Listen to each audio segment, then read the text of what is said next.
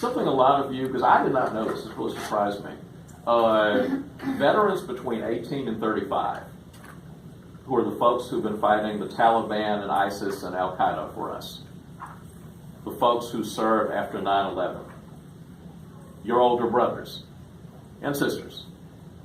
You know what the poverty rate is among veterans between 18 and 35? It is 9.8%. Nearly 1 out of 10 men and women who serve in our armed forces but have left the armed forces are living below the poverty line.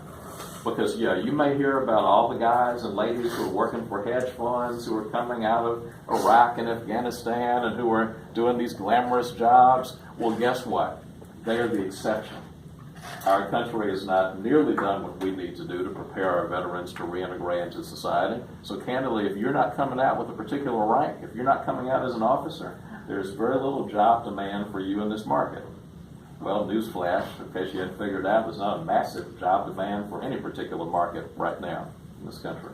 But so we end up servicing a lot of these veterans, and we're trying to find a way to do it on a regular basis. So beginning in late May, we'll have a lawyer embedded at the VA every week to help people with their needs. Throw in one other technical point I should have made at the outset. Only requirement for our clients is you got to be within 126% of poverty. What does that mean? Single person. That's basically $15,000 a year.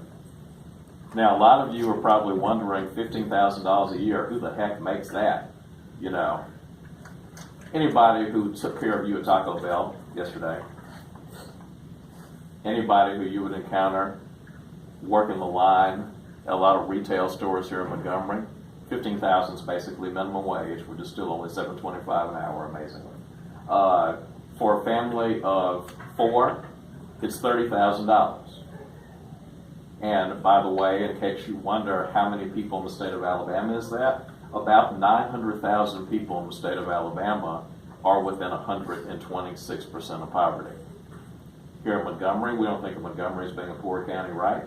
Well, 24% of people in Montgomery are within 126% of poverty or make $30,000 a year or less. So it's a lot of people, and you see them every time you go through a drive-through. You see them as part of your daily routine every day.